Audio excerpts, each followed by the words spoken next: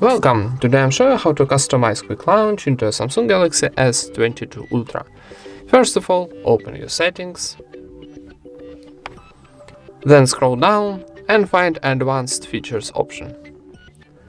Here we got Side K option, and here we got two blocks: double press to power key and press and hold to power key.